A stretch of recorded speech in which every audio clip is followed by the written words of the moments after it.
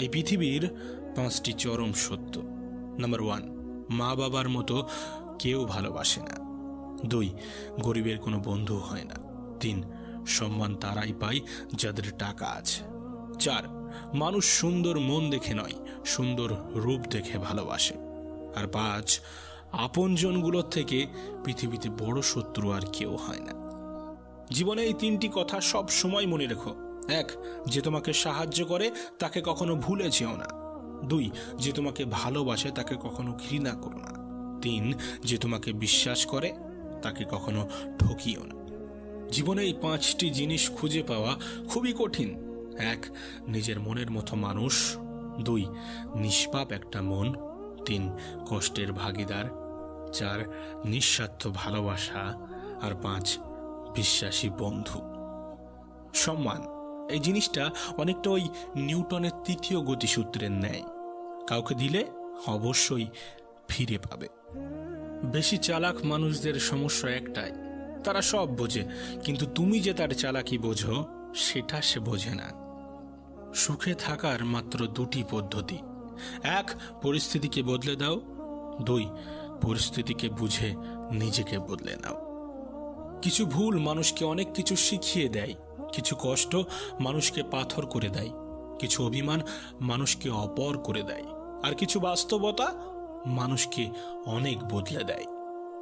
মনে রেখো, নিজের জন্য একটু স্বার্থপর হওয়া ভালো, কারণ নিজের ভালো অন্য কেউ নয়, নিজেকেই বুঝতে হবে। হে মানুষ, জীবনে বড় হও কিন্তু কাউকে ছোট করে নয়। জীবনে হাসো কিন্তু কাউকে কাঁদিয়ে নয়। জীবনে জয়ী হও কিন্তু কাউকে ঠকিয়ে নয়। জীবনে সুখী হও কিন্তু কাউকে কষ্ট দিয়ে নয়।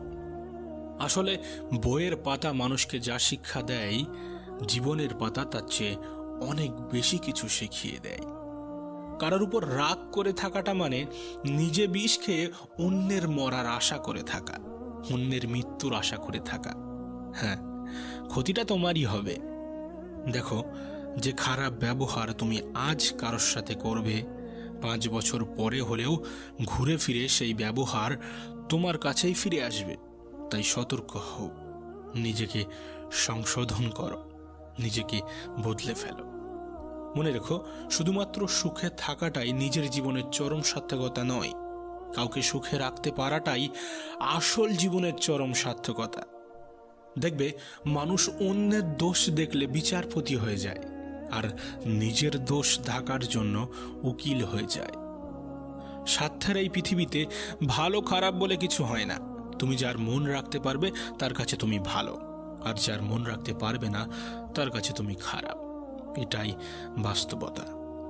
কারণ নোংরা ভাষার উপরে তুমি যদি নোংরা কথা বলো, কৃতিত্ব কিন্তু তারই, যে তোমার মতো শিক্ষিত মানুষকেও তার স্তরে নামিয়ে আনতে পেরেছে। যদি কখনো এমন পরিস্থিতি আসে হৃদয় এবং মস্তিষ্কের মধ্যে দ্বন্দ্ব লাগে, তখন তুমি হৃদয়কেই গ্রহণ করো। কারণ বুদ্ধিমান মানুষের থেকে হৃদয়বান মানুষেরা অনেক শ্রেয়। বুদ্ধিমান বুদ্ধি দিয়ে ভালোও করতে পারে, আবার খারাপও করতে পারে, কিন্তু একজন হৃদয়বান সে কেবল ভালোই করবে। দেখো, রাস্তার সব কুকুরকে যদি তুমি এখন ঢিল মারতে চাও, তাহলে তুমি তোমার গন্তব্যে পৌঁছাতে পারবে না। তাই কিছু জিনিসকে ইগনোর করো।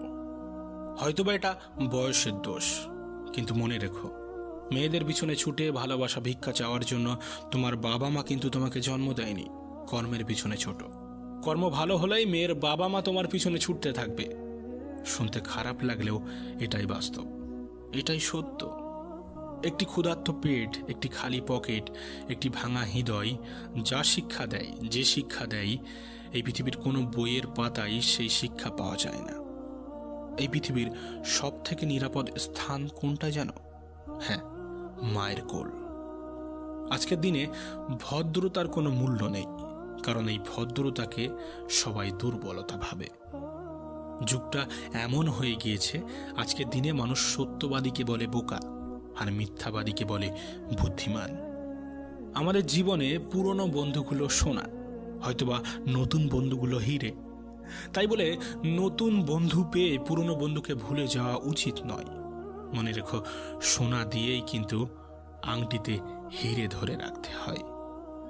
ছোটবেলায় আমরা পেন্সিল ব্যবহার করতাম, আর আজকের দিনে কলম ব্যবহার করি। তার কারণ হয়তোবা ওই ছোটবেলার ভুলগুলো সংশোধনযোগ্য ছিল, কিন্তু বড়বেলার ভুলগুলো হয়তোবা সংশোধনযোগ্য নয়। একটা লাইন আমাকে প্রচুর মোটিভেট করে।